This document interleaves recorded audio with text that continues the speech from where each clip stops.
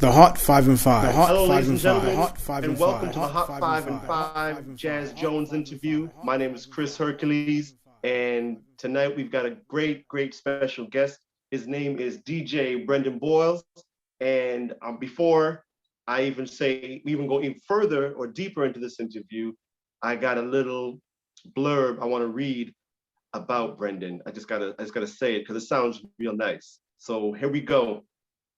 Toronto native Brendan Boyle has over 15 years experience as a DJ, radio host, music blogger, event programmer, and entertainment administrator.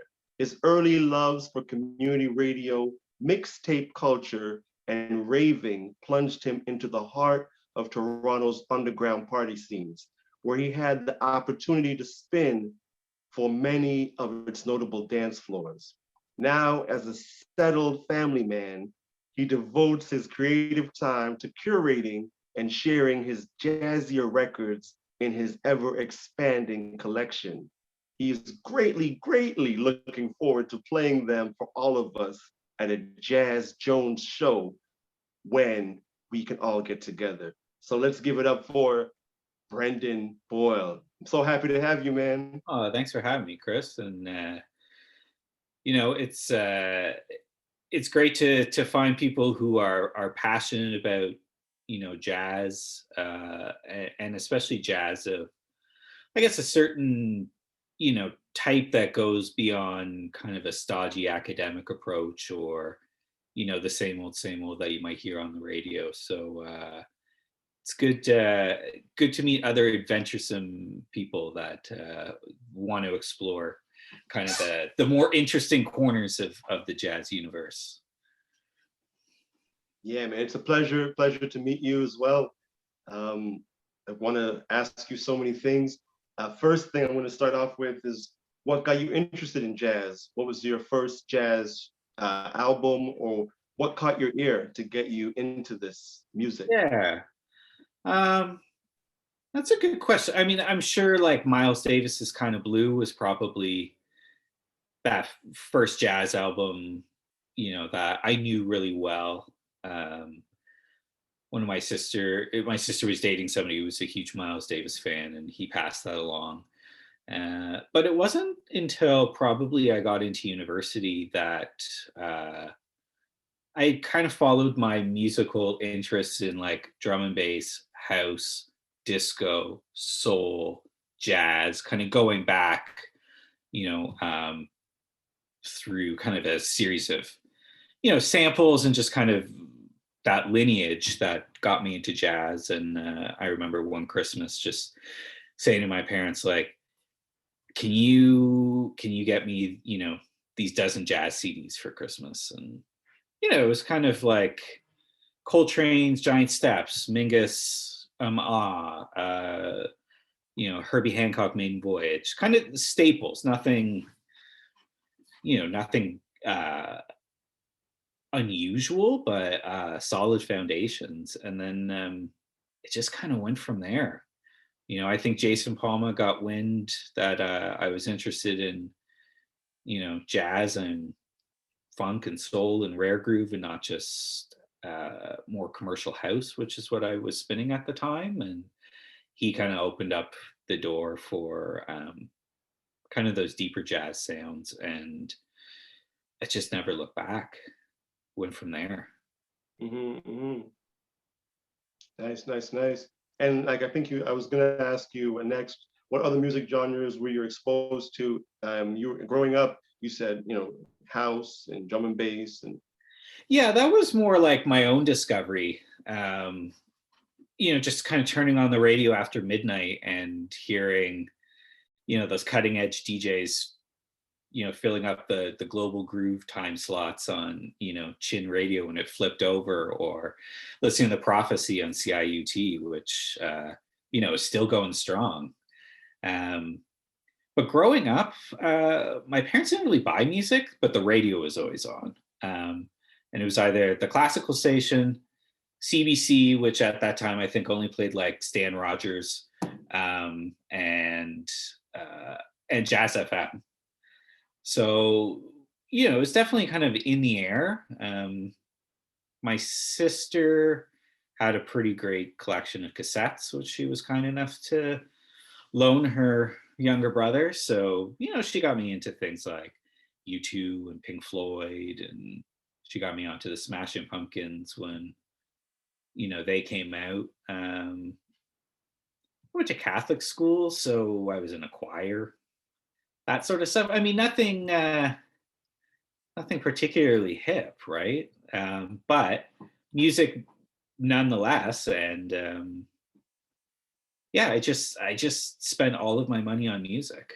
I would cut lawns, walk dogs, babysit, and then the next day I was down at the music store buying CDs. And it didn't really matter what it was. I was just kind of hungry for everything. And then I realized at that time that I could buy music on record for much cheaper because everybody was dumping the records at that time. Everybody moved over to CDs. So instead of paying $25 for a CD, I could buy the same album for $7. So getting into records was a kind of an economical choice at the time, and it has turned into an economical disaster for me. You know, at this point in my life. Man, listen, I know exactly what you're talking about. You know, there was moments in the '90s where I was spending $400 a week on vinyl, and you know, I should have bought a condo looking back. But anyways, that's another story. I know. I'm still brown bagging my lunch so that, you know, I have money for records, right? You got to prioritize. Yeah. My goodness, did you ever have the desire to pick up an instrument as well? Definitely the desire to pick up an instrument. You know, instruments are expensive. Music lessons are expensive. It just kind of wasn't in the cards. And I think that's why I gravitated towards buying CDs. You know, it's like I could turn all of my, you know, measly pittance into music. And each one of those CDs or records was a music lesson for me. You know, I still think that way, that every record that I buy, you know, is a 45-minute music lesson. And it's an education. And yeah, so I'm thinking very seriously about taking up the bass. You know, I think it's kind of an instrument that speaks to me, and you know, it's rhythmic, it's melodic, it can be percussive, it's, you know, but it's also just kind of hanging out in the back, just making sure everybody's moving along, and that's kind of my vibe. I don't want to be up front. Nice. What is your favorite subgenre of jazz? I'll give two answers. And I'm reluctant to call either of them a subgenre, but really into dance floor jazz, which, you know, is not one genre, but kind of it's a sound found across everything, right? It's in hard bop, it's in the Latin stuff, the Brazilian stuff. You know, it's just stuff that's got that rhythm and that groove. And some of it's not even that obvious, you know. Some people say, oh, yo, listen to this dance floor track. And I'll go, that's not a dance floor track. And then they'll go, yeah, it is. Listen to the hi-hats. And you go, yeah, it is a dance floor track. You know, and it's just, it's nice to pull out kind of odd tracks that just kind of get people moving and get the party going. So yeah, really like finding those gems kind of hidden in a record and being like, I can play this for other people. You know, like, you know, I can get a party moving with this. And then the second one, you know, sometimes gets looped, you know, kind of grouped together as spiritual jazz, which, you know, it kind of is a bit disrespectful to the variety within the music, but it's definitely kind of a period of jazz in the 70s where it's a lot of independent musicians making the music they want to make and self-publishing it. So these are people who are working outside of the label system and the record label or the radio system. A lot of it's like deeply personal, a lot of it's deeply political. It's kind of tied into, you know, all the movements coming out of Malcolm X, Pan-Africanism,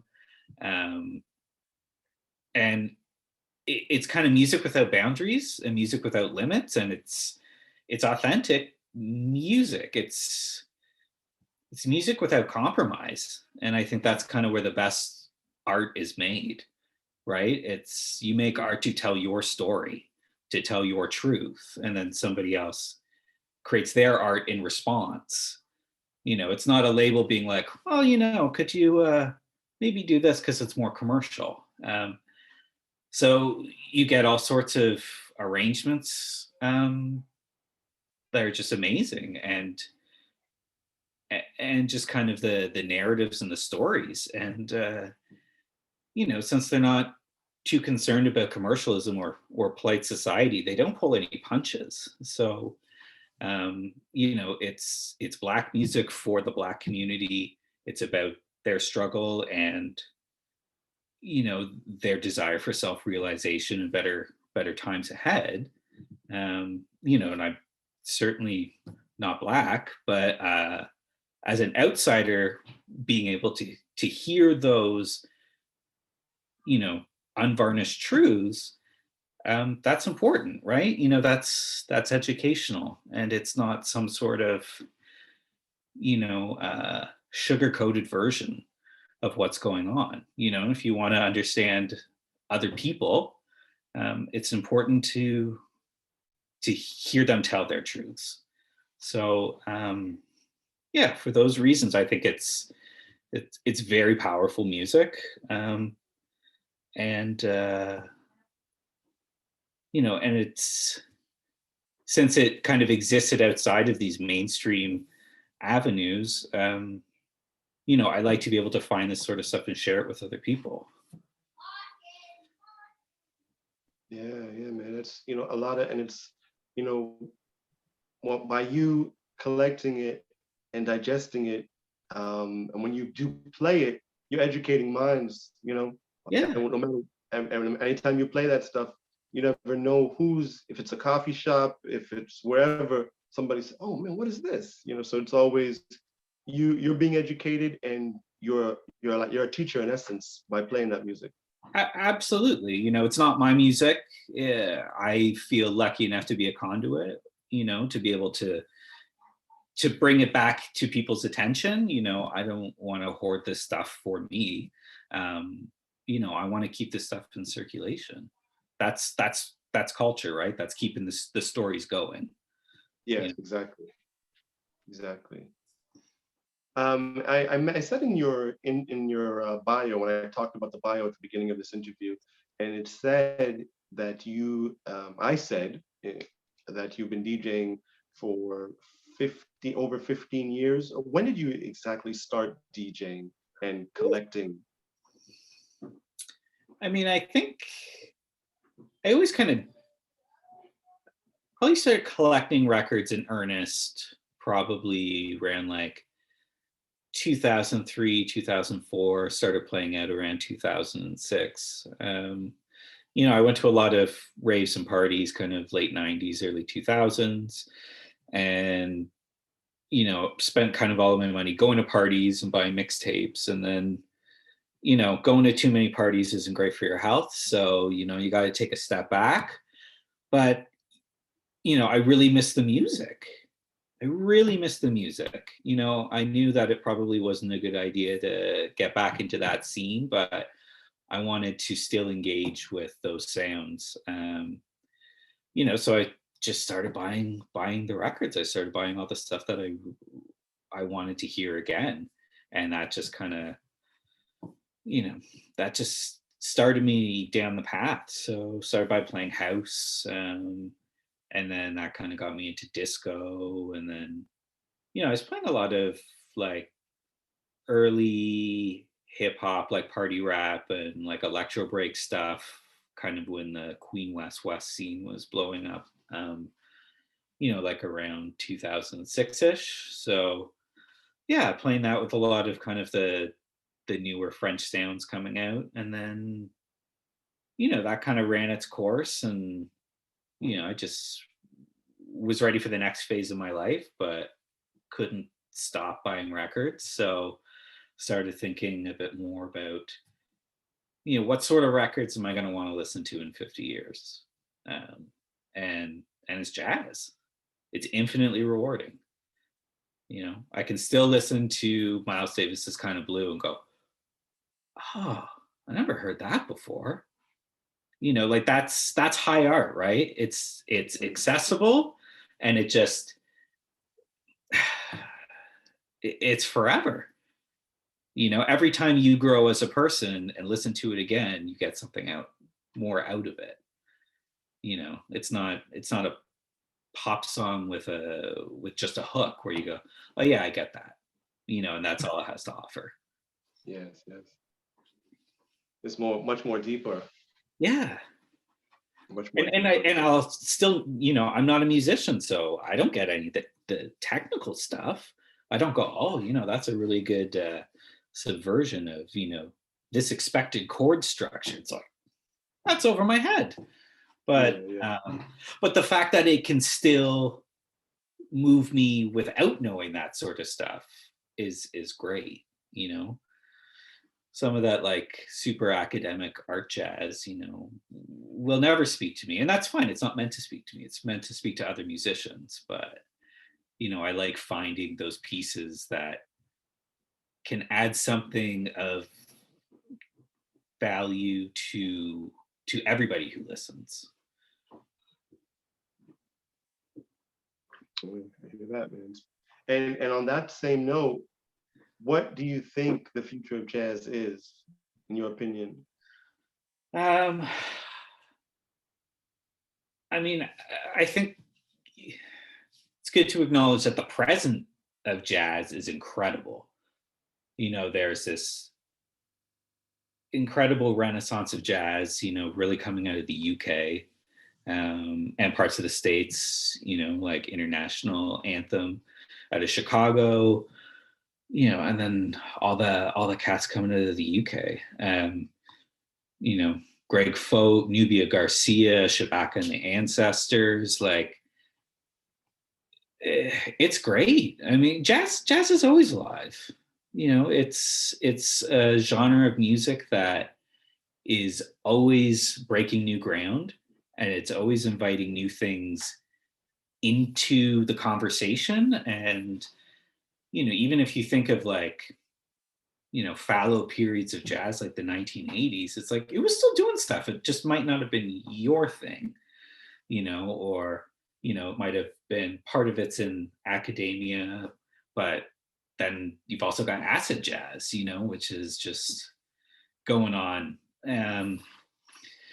So I think we'll just kind of continue to see that sort of evolution of jazz. It's like jazz influence hip hop, which influences jazz again. You've got people like Robert Glasper, working, Dilla samples and into his live sets. And you have these British guys that are kind of quoting the rhythmic structure of like the broken beat guys who were